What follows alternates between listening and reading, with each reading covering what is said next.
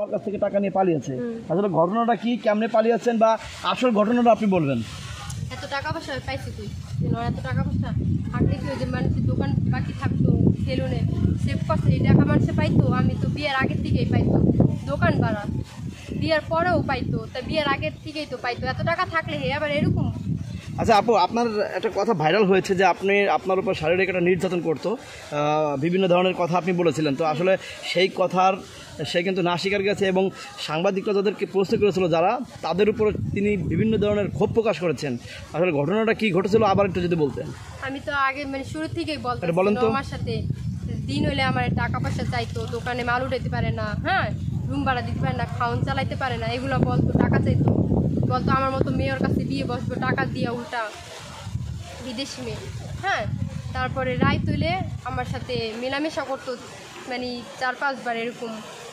বলতো কি যে আমি বিয়ে করছি নতুন নতুন 6 মাস আমার এরকম লাগবো, প্রতিদিন লাগবো। হ্যাঁ, আর হচ্ছে যে আমি জেলে ছিলাম দেখে কি হয়েছে, আমার তো সব কিছু শেষ হয় না, শেষ মানে সব কিছু শেষ করে দিই নাই, জেলে আসলাম দেখে কি হয়েছে এগুলো বলতো। যে আমার প্রতিদিন লাগবো, আমি কানতাম, ছাড়তো না। বলে কি বলবো, মেয়েদের যে মাসিক হয় মাসে মাসে, এটাও বিশ্বাস করতো না, বলে একদিনে নাকি ভালো হয়ে যায়। তো ওই অবস্থায় আমার সাথে থাকতো। তারপরে আপনি মানে ওইটাকে কন্ট্রোল করছেন কিভাবে, মানে কান্নাকাটি করতেন না? পাও ধরতাম ওর, পরে এমন জানো আর ছাড়তো না আমারে, বলতো তৈরি করতে। বলতাম আমি, আপনি আমার মুক্তি দিয়ে দেন, আপনি দরকার ভাই আরেকটা বিয়ে করেন, তারপর আমার মুক্তি দেন। আমি পারতাছি না, কানতাম, হাত জোর করতাম, পাও ধরতাম, তাও আমার ছাড়তো না। আচ্ছা, ওই যে সে বলেছে যে সে তার মা সহ আমাকে দুইজনে একসাথে ইচ্ছাকৃতভাবে টাকার লোভে বিয়ে করেছে। আমার প্রমাণ দেখা, সেই বিয়ের এভিডেন্স কাগজপত্র আমার কাছেও তো আছে প্রমাণ, ও যে আমার টাকা পয়সা দেয় নাই, এবং কি আমারে আমি যদি চলে আহি তাহলে ও আমার মিথ্যা মামলা দিব, টাকা পয়সা ভরবো, আর সব কিছু রেকর্ড আছে, ওইগুলো আপনাদের কাছে আমি দিব, আপনারা সবাই শুনবেন। আচ্ছা, ব্যাপারটা হলো যে আপনি যে তাকে ইচ্ছাকৃতভাবে বিয়ে করেছেন, সেই যারা সাক্ষী দিয়েছিল প্লাস সাক্ষীর নাম সহ সব কিছু উল্লেখ করেছে যে এগুলো কিন্তু তারই লোক, তারা সাক্ষী রেখে। হ্যাঁ, যে বাবুল ওটা দিয়ে ওর লোক। বাবুল ছাড়াও আরো অনেকেই আছে আপনার এই সাক্ষীতে। কে কে ছিল? আর একটা মহিলার নাম ছিল, নাম কি? আজিদা। আজিদা, হ্যাঁ।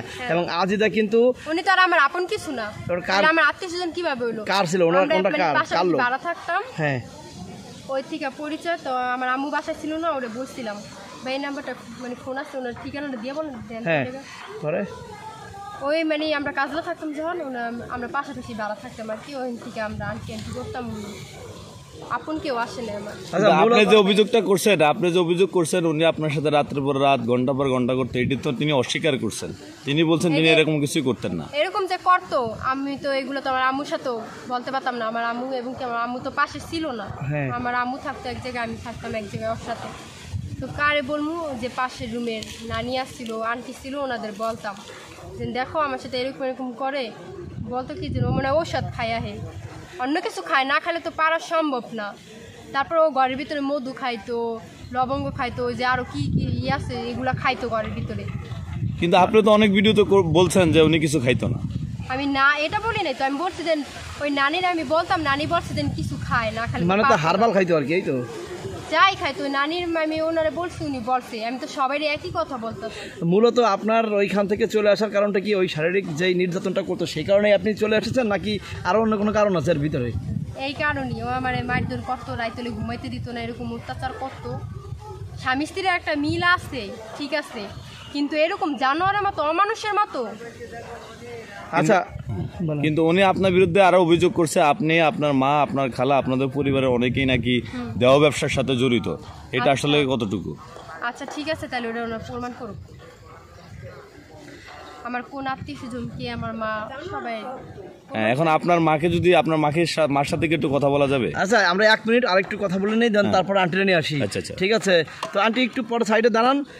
আপনি যেই কথাগুলো তারা বলেছে যে আপনি তাকে ইচ্ছাকৃতভাবে বিয়ে করেছেন, কোনো ঝামেলা করেন না, সে কোনো ঝামেলা করে নাই, পাশাপাশি টাকার লোভ দেখে মানে আপনারা বিয়ে করছেন, এবং আপনি বলছেন যে আপনি তালা দিয়ে, ঘরে তালা দিয়ে আপনার বের হয়ে যেত, মানে সে আপনাকে তালাবদ্ধ করে রেখে যেত ওনার চায়ের দোকানে।